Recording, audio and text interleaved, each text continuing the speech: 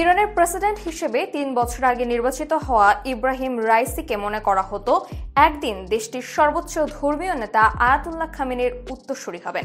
খামেনির খুব স্নেহের পাত্র ছিলেন রাইসি। গুরুত্বপূর্ণ সব সিদ্ধান্ত নিতে দুজনকে প্রায় আলোচনা করতে দেখা যেত। কিন্তু গত রবিবার আজারবাইজান সীমান্তবর্তী এলাকায় একটি বাঁধ উদ্বোধন শেষে ফেরার পথে তাকে বহনকারী হেলিকপ্টার বিধ্বস্ত হলে তিনি মৃত্যুবরণ করেন। প্রেসিডেন্ট রাইসের মৃত্যু ইরানের জন্য এক বিরাট ধাক্কা। দীর্ঘদিন ধরে ইসরায়েল এবং যুক্তরাষ্ট্রের সঙ্গে বৈরী সম্পর্ক চলে আসছিল দেশটির। ইব্রাহিম রাইসির ক্ষমতায় আসার পর যুক্তরাষ্ট্রের নিষেধাজ্ঞা মোকাবেলায় প্রতিবেশীদের পাশাপাশি চীন ও রাশিয়ার সঙ্গে সম্পর্ক উন্নয়নে বিশেষভাবে মনোযোগ দিয়েছিলেন। ইব্রাহিম রাইসি 1960 সালে ইরানের পবিত্র শহর মাশহাদে জন্মগ্রহণ করেন এবং অল্প বয়সে উচ্চ পর্যায়ের দায়িত্ব গ্রহণ করেন। মাত্র 20 বছর বয়সে তাকে তেহরানের কাছে কারাজের প্রসিকিউটর জেনারেল নিয়োগ করা হয়। ইব্রাহিম রাইসি জীবনের বেশিরভাগ সময় কট্টর রক্ষণশীল রাজনীতির সঙ্গে যুক্ত ছিলেন। 1979 সালে ইরানের সংগঠিত ইসলামিক বিপ্লবের প্রতি পূর্ণ সমর্থন ছিল এই নেতার।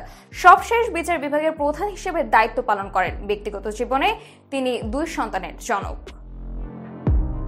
আন্তর্জাতিক খবরের সর্বশেষ আপডেট পেতে চোখ রাখুন খবর সংযোগের ফেসবুক পেজ এবং ইউটিউব চ্যানেলে। এতক্ষণ সাথে ছিলাম আমি সামিয়া তাবাসসুম। এতক্ষণ সাথে থাকার জন্য আপনাদের অসংখ্য ধন্যবাদ।